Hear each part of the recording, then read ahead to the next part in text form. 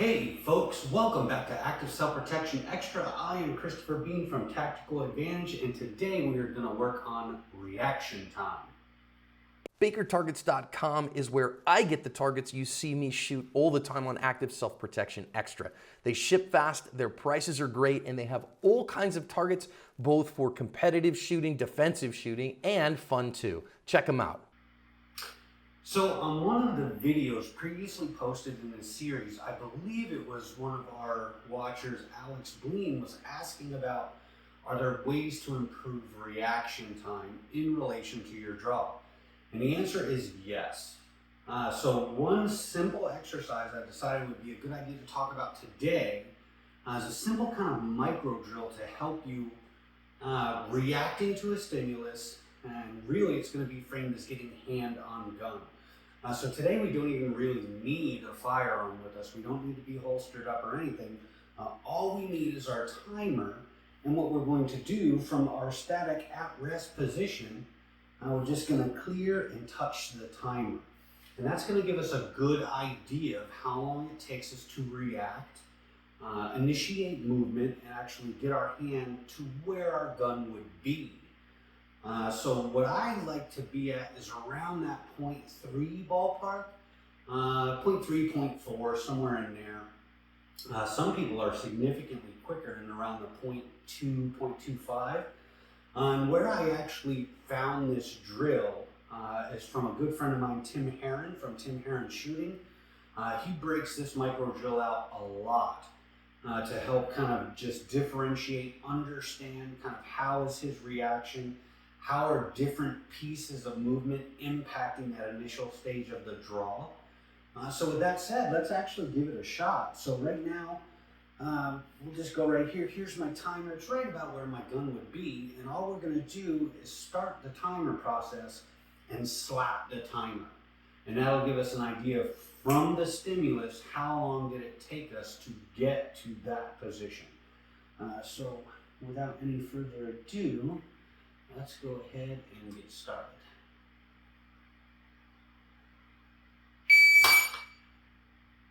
All right, so 0.36, that's about normal for me. Let's try it again.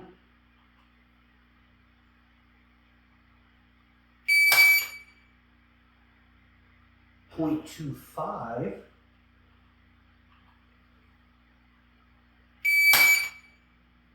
0.30.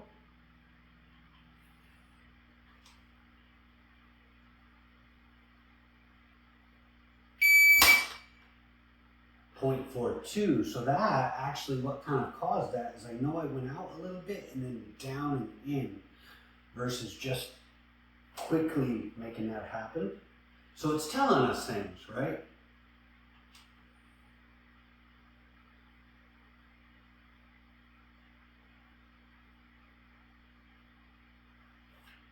We lose our timer? Uh-oh.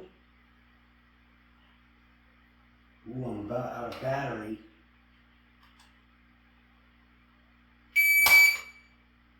.32. We can try a couple things here just to kind of show us something else. 0.40. So we see we add about 1/10 by changing our hand position.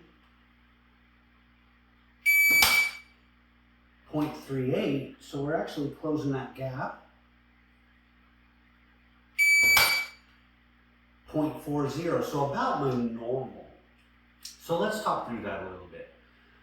If we expect or we want a draw to be about 1 second, let's look at what really happened there from a snapshot of that entire motion. So the stimulus to getting my hand into position where it needs to be, right now today we've proven is running around 0.25 to about 0.40.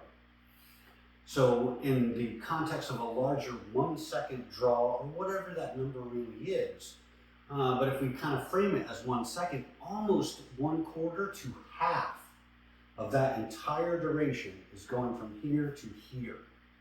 So that leaves me about 1/2 second to get from here to there and break a shot off.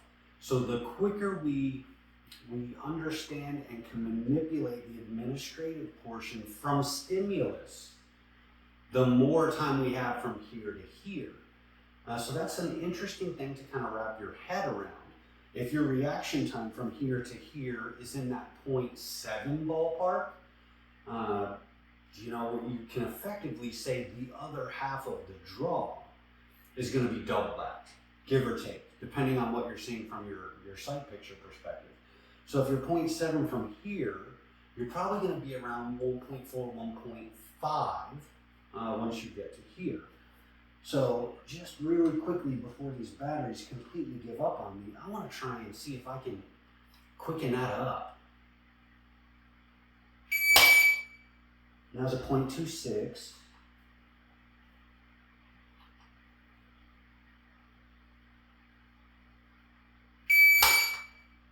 .34, so we're really kind of in that ballpark.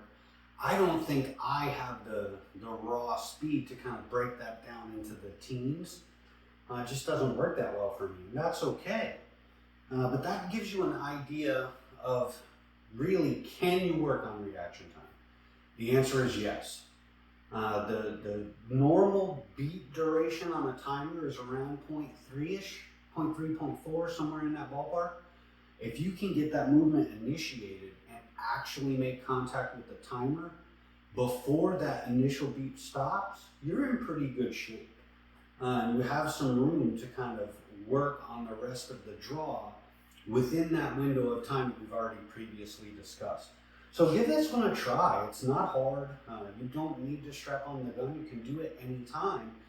But it will tell you things. Like if you're in that 0.5 or better or further off, 0.5, 0.6, 0.7 ballpark, you can start really easily kind of whittling that down to figure out what is causing that time lapse.